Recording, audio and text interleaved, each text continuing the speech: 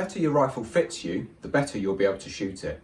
You wouldn't drive your car without adjusting the seats, the mirrors and the steering wheel. And it's the same for your precision rifle.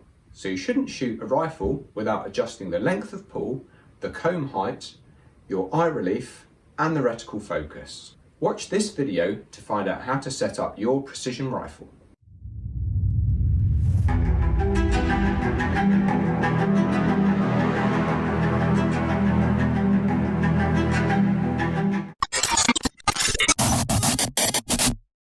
Let's consider the principles of marksmanship. Position and hold. The shooting position must be firm enough to support the rifle. Natural sight alignment. The rifle must point naturally at the target without any undue physical effort. Sight alignment and sight picture must be correct. Shot release and follow through. The shot must be released and followed through without undue disturbance to the firing position. The way in which you hold and operate your rifle will affect the way you can apply the marksmanship principles. First, we're going to verify that the rifle is clear. So remove any source of feed, so magazine if it is fitted. Remove the breech flag, bolt to the rear, check inside the chamber, inside the body and the bolt face, chamber, body, bolt face. That's all clear. Bolt forward. Rifle in a safe direction, safety off, fire off the action, bolt open, safety on, and then reinsert the chamber flag. Why is proper length of pull so important? Whether you're using your rifle for competition or hunting purposes, having a correct length of pull set up on your rifle will ensure that you're able to shoulder your rifle correctly. Your hand and your finger will be in the right place. It will help you establish a consistent sight picture and it will allow for the most efficient gun movement whilst you're moving from positions. Determining the correct length of pull is crucial for establishing the correct eye relief and establishing a repeatable shooting position. Does one size length of pull fit them all? The short answer is no. It's a bit like when you get in a car to drive, and you may have to move your seat forwards and backwards so that your feet are in the right place to operate the pedals. The length of pull on a rifle is specific to every shooter, even if you're using the same rifle. Most chassis systems come with fully adjustable stocks, which makes making user adjustments so much easier. If you have a fixed rifle stock, you may need to use stock spacers or recoil pads, or it may be time to invest in a new chassis for your rifle. Your trigger finger should make a 90-degree angle with your trigger. This will ensure that you pull the trigger straight back and you don't introduce any torque to the rifle. If you pull your trigger either slightly left or slightly to the right, that may give you some horizontal dispersion in your bullet's point of impact. The trigger finger should be moving like a hinge straight to the rear. Measuring your current length of pull. To measure your current length of pull, you're only going to need two items. One is a tape measure, and the other is your rifle. To measure your current length of pull, so this is on a precision rifle that you are already using and you're comfortable using, you need to measure from the middle of the trigger shoe, put the tape measure in there, and a straight line all the way through to the centre of your butt pad. I'm just going to lock that off, and on my rifle that is 36.5 centimetres. This is the current measurement for your rifle. How do you set up the correct length of pull for your rifle? Note that the eye relief for your rifle may not be perfect if you haven't got the length of pull right. To measure the correct length of pull for your rifle, you're going to need to shoulder the rifle.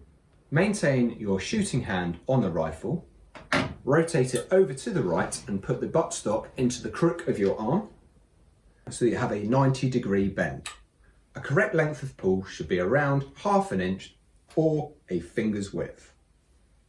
However, for precision rifle shooting, you also need to make sure that when you're in standing, sitting, kneeling positions, that you are able to sit or stand square behind the rifle. So if you don't have the correct gap between the buttstock and the crook of your elbow, or you can't get square behind the rifle, you're going to need to adjust your butt pad either forwards or backwards. So adjusting the butt pad on this rifle is simple. You just lift the locking lever, and then you can either push the butt pad in or you can pull the butt pad out. So you've got quite a bit of adjustment there. So I'm just going to put mine back to where it was, and I'm just going to double check. So it's 36.5 centimeters. So adjust your length of pull so that you can sit behind your rifle or stand behind your rifle and that it's comfortable and you're sitting squarely, or you can use the finger in the crook of the arm method. Once you've done this, use your tape measure and just measure your length of pull and then write that down in your data book, and that is your length of pull. Does what you wear matter? Well, actually, yes, it does. If you're a precision rifle shooter, you may be shooting in a t-shirt one day, next minute you're in fleece, jacket, waterproofs, gloves, and this is going to increase the amount of padding that is in your, either the crook of your shoulder or on your clavicle. So where you're going to be resting your rifle. So you may have to adjust your length of pull to make the length of pull slightly shorter on your rifle so that you can still get in and get a good shooting position. Setting comb height. If you set your comb height too high, you're just going to be looking over the top of your scope. Whereas if you set it too low, you could be looking underneath your scope. Remember, we're looking for natural sight alignment. To do this, we need to make sure we have a good sight picture. Many precision rifle stocks are fully adjustable, meaning that the user can quickly make adjustments to make the rifle fit them. Let's adjust the comb height so that when we look through the scope, we are looking through the center of the scope and that we don't have any shadows at the top or bottom of the scope. A low or high comb adjustment will prevent you looking through the scope. Too low and you will have a shadow at the bottom of your scope. Too high and you will have a shadow at the top of your scope. A good comb height and a solid repeatable cheek weld will ensure that you can mount the rifle consistently each time. Your eye will align with the rifle scope, enabling you to get correct sight alignment faster without moving your head. To set the comb height on your rifle, shoulder the rifle, close your eyes, open your eyes, and you should be able to see a nice clear picture through your scope. If you can't, you may need to adjust your comb height up or down. If your comb height is too high, as you can see, you'll be looking above your scope. With the comb height too low, we're looking at the bottom part of the scope. So you need the center of your eye to be in line with the middle of the scope. Also, point to note, some people have different cheek welds. Some people have a jawline cheek weld. So if they're resting on their jaw, they may have their comb height set slightly lower, or if they've got a cheek weld, they may have their comb height slightly higher.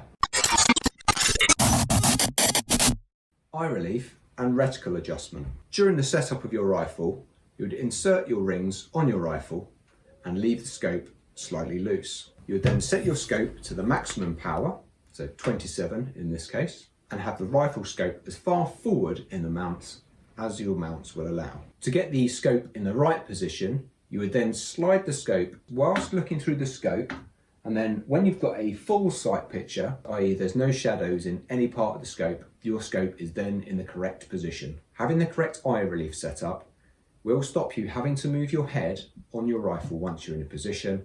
Once your scope is in the right position, adjust your scope rings to the torque that the manufacturer recommends. Vortex Optics recommend 15 to 18 inch-pounds.